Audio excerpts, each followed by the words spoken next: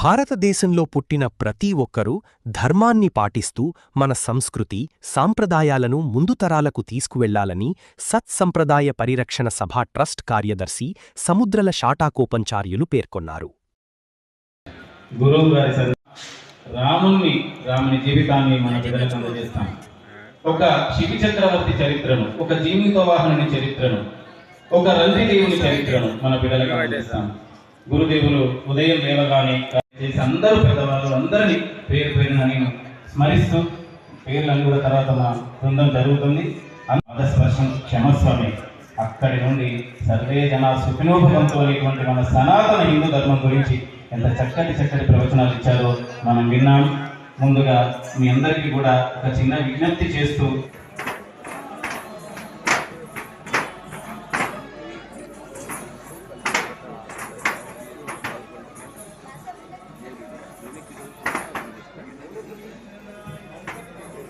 చిన్న ఇట్రా పోయా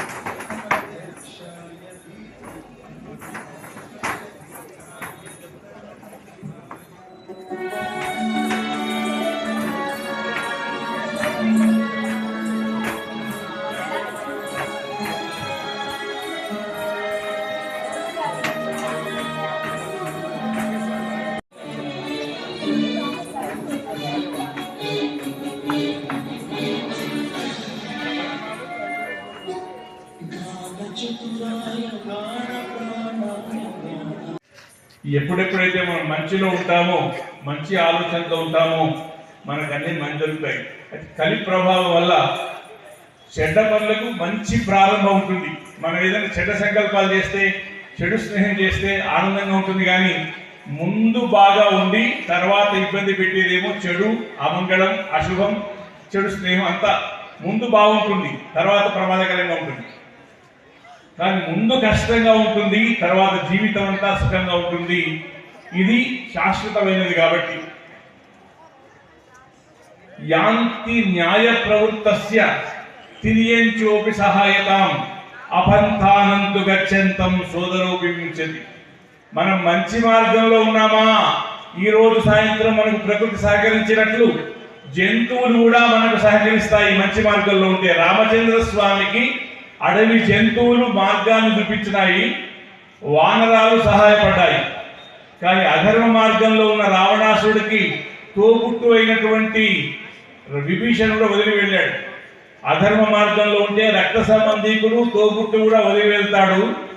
ధర్మ మార్గంలో ఉంటే ప్రకృతి, నదులు అన్ని పులకరించి సహాయపడతాయి. రామచంద్ర స్వామి అరణ్యానికి వెళ్తున్నప్పుడు అంతఃపురవాసులందరూ దుఃఖాక్రాంతులైనారు.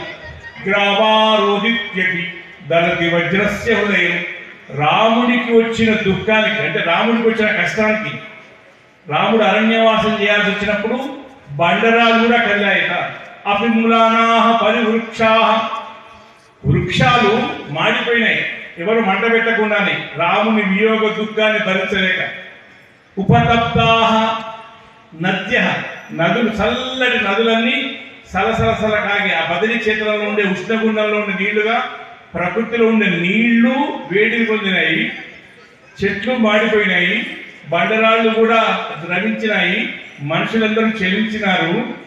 అంతేకాక రాముడు సీతమ్మకు దూరమై ఏడుస్తుంటే ఆ జింకలు రాముడి వైపు చూస్తూ, దక్షిణం వైపు చూస్తూ, రాముడి వైపు చూస్తూ నువ్వు ఏ సీతమ్మ గురించి బెగ్గపడుతున్నావో ఆ సీతమ్మను దక్షిణం వైపు రావణాసుడు తీసుకుపోయినాడని జింకలు కూడా అలా పులకరించినటువంటి ధర్మమూర్తి అయిన శ్రీరామచంద్రమూర్తి అవతరించిన దేశంలో పుట్టిన మనం రాముడి వారసులుగా జీవనాన్ని కొనసాగిద్దాం. రాముడి వారసులుగా జీవనాన్ని కొనసాగిద్దాం. శ్రీరాముడిని ఆదర్శంగా తీసుకొని జీవనాన్ని కొనసాగిద్దాం. మనం పవిత్ర భారతీయులుగా మన జీవనాన్ని కొనసాగిద్దాం. ఇటువంటి భారతదేశంలో పుట్టినందుకు హిందువులని గర్వించు, భారతీయులని గర్వించు అని ఇతరులు చెప్పడం కాదు, మనమే అటువంటి ఏతద్దేశ ప్రసూనస్య అంటూ మనం ఈ మానవ జన్మను ఈ భారతదేశంలో పుట్టినందుకు జన్మ సార్థక్యాన్ని కలిగించుకుంటూ